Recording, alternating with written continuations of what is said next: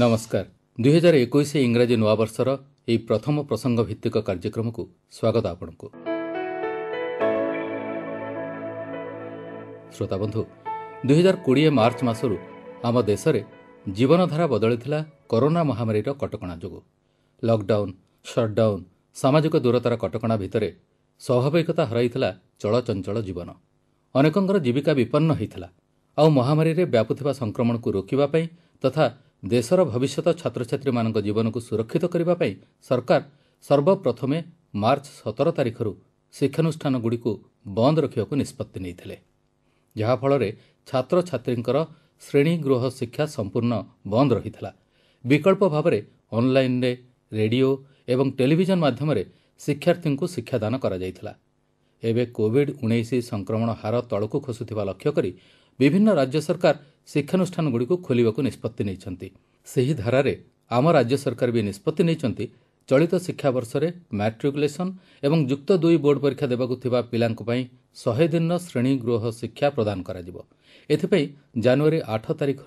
दशम एवं द्वादश श्रेणी पिला माने शिक्षानुष्ठान को आसिबे अभिभावक मानकर अनुमति नहीं शनिवार रविवार भी सेमानक पई शिक्षानुष्ठान खोला रहिबो एवं शिक्षक शिक्षयित्री माने एई 2 श्रेणीर शिक्षार्थी को पढ़ेबे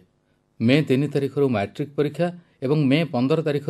युक्त 2 परीक्षा आरंभ होगा निष्पत्ति होइथिबारु जनवरी 8 तारिख एप्रिल 26 तारिख जाए दशम श्रेणी पिलांकर नियमित क्लास हेबो एवं जनवरी 8 तारिख एप्रिल 28 तारिख पर्यंत द्वादश श्रेणी शिक्षार्थी श्रेणी गृह पाठपढ़ा हेबो गोटे सेक्शन रे 20 रु 25 पिला पढ़िबे जदि अधिका पिला हेले ताहले अधिक सेक्शन खोला जिवो। तेणु यही पट्टभूमि रे आज आम ए कार्यक्रम रे प्रसंग मैट्रिक और युक्त 2 परीक्षा पाई 100 दिन श्रेणीगृह पाठपढ़ा यथेष्ट कि जेकोसी छात्र छात्री जीवन में मैट्रिक एवं युक्त 2 ए दुईटी परीक्षा बेस गुरुत्व रखि थाए परवर्ती शिक्षा एवं वृत्ति चयन पाए तेणु ए 2 श्रेणीर बोर्ड परीक्षा को दृष्टि में रखी सरकारी स्तर में 100 दिन श्रेणी गृह पाठपढ़ा हेबार निष्पत्ति संपर्क में विशद भाव में आम ए कार्यक्रम को कहिसेंति राज्य स्कूल और गणशिक्षा विभाग प्रमुख सचिव सत्यव्रत साहू। दशम एवं द्वादश श्रेणीर बोर्ड परीक्षा को आखि आगे रखी और पिला मानकर स्वार्थ को आखि आगे रखी आम स्कूल खोलिया को जाउछु किंतु पिला मानकर स्वास्थ्य एवं पिला मानकर शिक्षा या ऊपर गोटे बैलेंस करिया पई सर्वशेष आम निष्पत्ति नेलु जे नाही दशम एवं द्वादश पिला माने निश्चित भाव में क्लासरूम को आसीबे किंतु आसिया पूर्व तांकर पेरेंट्स मानकर कंसेंट होची मैंडेटरी एवं एथरे ऑनलाइन जोटा बे चलितला हमर जो लगभग हमर 35% पिला ही केवल ऑनलाइन रो सुविधा पाई परथले विभिन्न दुर्गम अंचल रे पहाड़ पर्वत अंचल रे ऑनलाइन सेवार यथेष्ट उपलब्धि नाही तेणु से पिला मानक पई पाठ पढ़िबार असुविधा होतला जेहेतु बोर्ड परीक्षा आबो सर्वभारतीय स्तरीय कॉम्पिटिटिव एग्जाम रे हमर ओडिया पिला माने अपियर करिवे तेणु ताकू आखि आगे रखी सरकार तरफ निष्पत्ति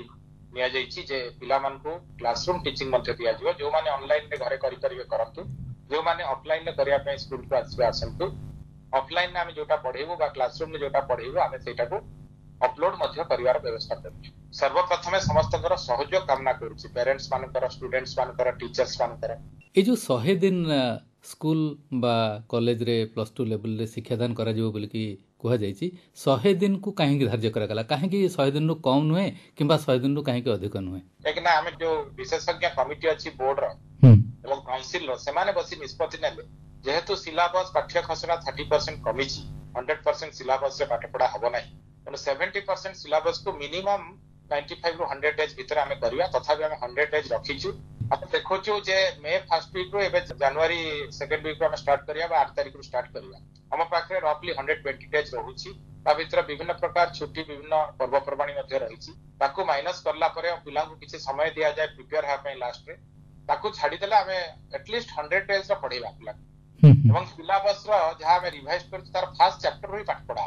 ऑनलाइन रे पढाइतले भी ताकू रिपीट करा हबो वर्तमान क्लासरूम रे एना जो पिला माने ऑनलाइन रे सुविधा पाइ नथले समान सुविधा पाइ परिबे जो माने ऑनलाइन रे सुविधा पाइतले समान ताकू रिवाइज हिसाब रे ताकू से पाठटा को आउथरे साधारणतः टेस्ट परीक्षा पर किछि दिन पिला माने पांती समय प्रिपेयर होवा पई फाइनल एग्जामिनेशन पई एथरक 26 एप्रिल लु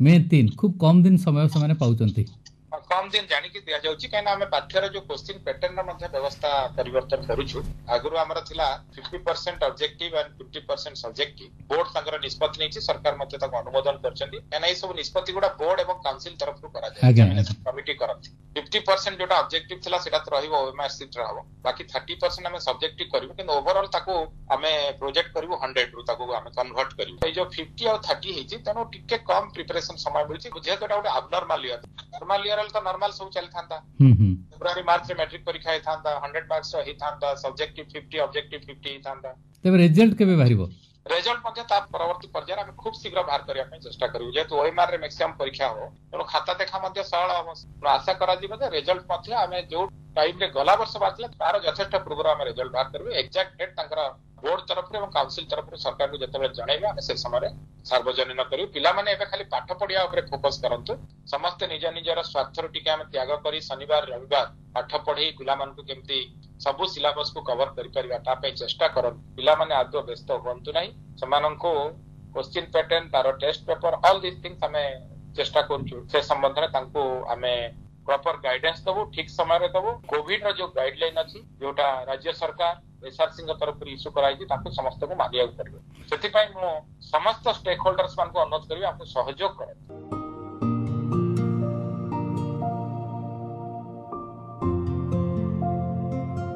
सरकारଙ୍କ निष्पत्तिକୁ अनेक स्वागत କରୁଥିଲେ ବି କେତେକ ଛାତ୍ରଛାତ୍ରୀ 100 ଦିନ ଯଥେଷ୍ଟ ନୁହେଁ ବୋଲି ଅନୁଭବ କରନ୍ତି। रेवेन्सा कॉलेजिएट स्कूल 10ମ ଶ୍ରେଣୀର ଛାତ୍ରୀ शुभलक्ष्मी साहू कहती सर 100 दिन तो यथेष्ट नुह कोर्स सारिबा पई की काहेकि एते तो किछि कोर्स कमा जाईची सर ए पेंडेमिक सिचुएशन रे सब पिला तो स्कूल जाई परिबेनी काहे कि समस्त को गार्डियन भी कहिबेनी कि हम मो पिला जेंके स्कूल ले पढ़ी परिबा सेफली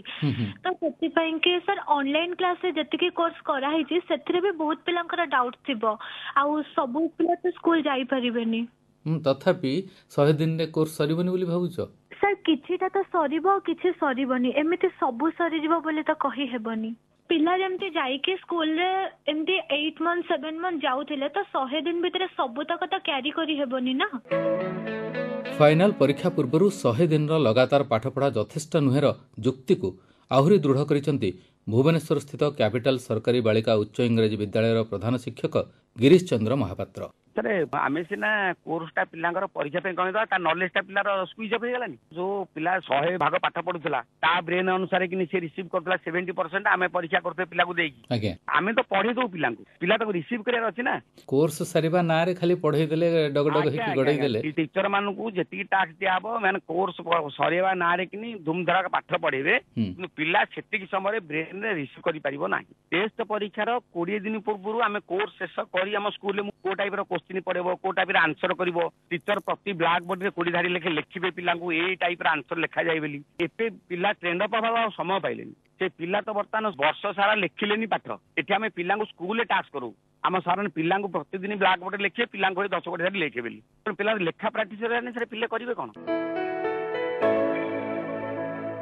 10ମ ଶ୍ରେଣୀ ଭଳି ଦ୍ୱାଦଶ ଶ୍ରେଣୀର ପିଲାଙ୍କୁ ଅନେକ ସର୍ବଭାରତୀୟ ପରୀକ୍ଷା ପାଇଁ ପ୍ରସ୍ତୁତ ହେବାକୁ ଥିବାରୁ ଏବେର 100 ଦିନର ଶ୍ରେଣୀଗୃହ ଶିକ୍ଷାର ଗୁରୁତ୍ୱ ଯଥେଷ୍ଟ ବୋଲି ନିଜ ଅନୁଭବ ଆମ ଏ କାର୍ଯ୍ୟକ୍ରମକୁ ବାଣ୍ଟିଛନ୍ତି ଯାଜପୁର ଜିଲ୍ଲା କାହ୍ନୁଚରଣ ହାୟର ସେକେଣ୍ଡାରୀ ସ୍କୁଲ କୋରେଇର ଦ୍ୱାଦଶ ଶ୍ରେଣୀର ଛାତ୍ର Ashish Sahu sir online classes अपेक्षा ऑफलाइन क्लास रे सर हमर सार डायरेक्ट देखि परिबो डायरेक्ट जो डाउट जहाँ अच्छी संगे संगे पचारि परिबो तो 70% कवर हे जीवो तापर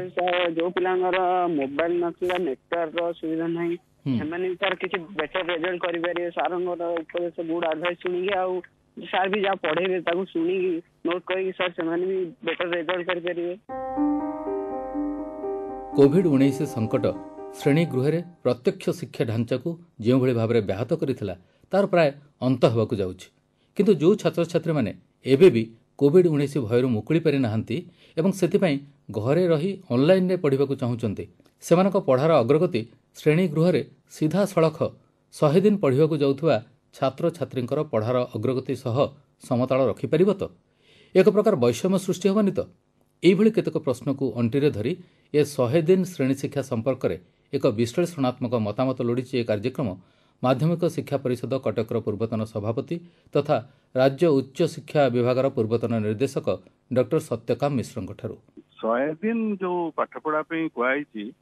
ଏଟା ଗୋଟେ ଅସ୍ୱାଭାବିକ ପରିସ୍ଥିତି ହେଇଛି, କୌଣସି ମତେ ତାକୁ ମ୍ୟାନେଜ କରିବା ପାଇଁ ଏଇଟା କରାଯାଇଛି। ଆଜ୍ଞା, ତେଣୁ ପ୍ରକୃତ ପକ୍ଷେ 100 ଦିନ ଯଥେଷ୍ଟ ନୁହଁ। ଗୋଟେ ବର୍ଷର ପାଠକୁ 100 ଦିନରେ ଆପଣ ପଢେଇବେ, ନିଶ୍ଚିତ ଭାବରେ ସେଇଟା ସିନେବୁଲ। କିନ୍ତୁ ବର୍ତ୍ତମାନ ଯୋଉ ପରିସ୍ଥିତି ହେଇଛି ସେ ପରିସ୍ଥିତିର କିଛି ଉପାୟ ନାହିଁ ଏବଂ ଏଇ ଏକାଡେମିକ ସେସନ ସୁଦ୍ଧା ପାଠଟା ପଢେଇକି ପରୀକ୍ଷାଟା କରିବାକୁ ହବ। ତେଣୁ ବର୍ତ୍ତମାନ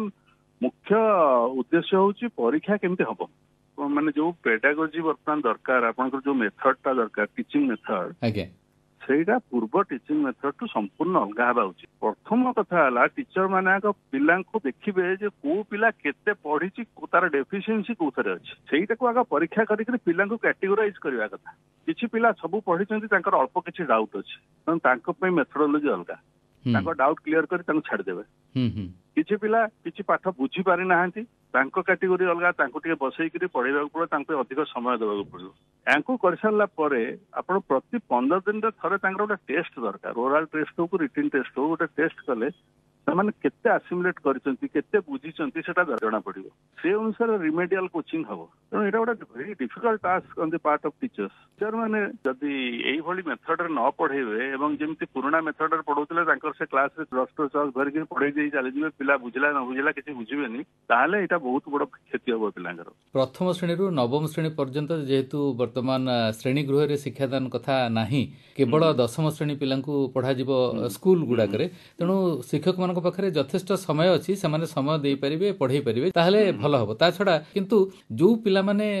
ଯିବେନି ଶ୍ରେଣୀ ଗୃହକୁ, ତାଙ୍କ ଅଭିଭାବକ ଛାଡିବେନି, ତାଙ୍କୁ କେମିତି ଶିକ୍ଷାଦାନ ଦିଆଯାଇପାରିବ, ଅନଲାଇନରେ ପୁଣି କେମିତି ଦେବେ? ସେମାନେ ତାଙ୍କର ଶିକ୍ଷକ ସାଙ୍ଗରେ ଯୋଗାଯୋଗ କରିପାରିବେ, ତାଙ୍କର ଡିଫିକଲ୍ଟି ବୁଝିପାରିବେ। ଏମିତି ତ ଫୋନରେ ବୁଝେଇ ହବନି। ଆଜ୍ଞା, ଫୋନରେ ଡିଫିକଲ୍ଟି ପଚାରିଲେ ଶିକ୍ଷକ ମାନେ ତାଙ୍କର ଯେମିତି କହିଦେଇ ପାରୁଥିବେ, ଏଭଳିଆ ଗୋଟେ ବ୍ୟବସ୍ଥା ଦରକାର।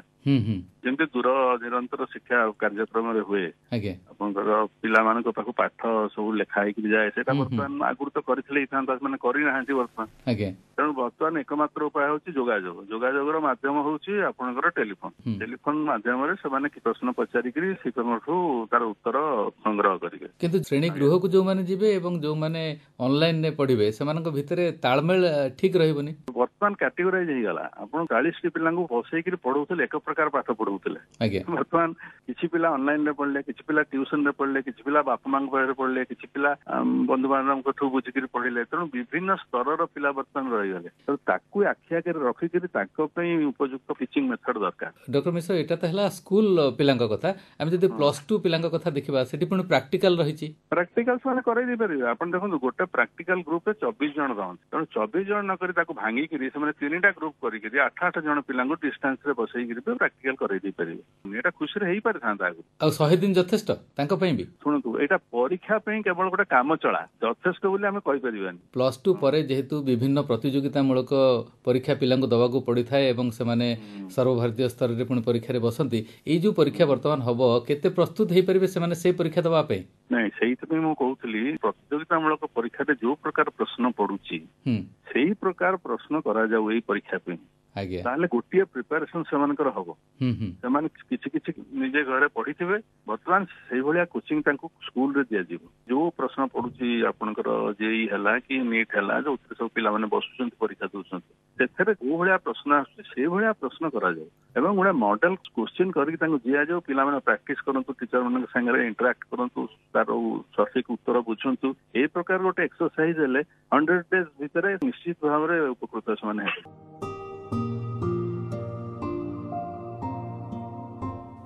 ତେବେ ଶ୍ରୋତାବନ୍ଧୁ, 2020ର ମହାମାରୀ ଜନିତ ସଂକଟ ଗୋଟିଏ କଥା ସ୍ପଷ୍ଟ କରିଛି ଯେ ଶିକ୍ଷକ ଶିକ୍ଷାର୍ଥୀ ମୁହାଁମୁହିଁ ସମ୍ପର୍କର ପାଠପଢ଼ା ସର୍ବୋତ୍କୃଷ୍ଟ, ଯାହା ଅନଲାଇନରେ ସେତେଟା ପ୍ରଭାବୀ ନୁହେଁ। ତେଣୁ କୋଭିଡ-19 ମାର୍ଗଦର୍ଶିକା ଭିତରେ 100 ଦିନର ଶ୍ରେଣୀ ଶିକ୍ଷା ନିଶ୍ଚିତ ଭାବରେ ଶିକ୍ଷାର୍ଥୀଙ୍କୁ ବହୁ ମାତ୍ରାରେ ସୁଫଳ ଦେଇପାରିବ ବୋଲି ଆଶା କରାଯାଏ। କିନ୍ତୁ ମହାମାରୀ ପରବର୍ତ୍ତୀ ଏ ଶ୍ରେଣୀ ଶିକ୍ଷାରେ ପିଲାଙ୍କୁ ସୁରକ୍ଷିତ କରିବାର ବ୍ୟବସ୍ଥା ମଧ୍ୟ ଦୃଢ଼ ହେବା ଜରୁରୀ।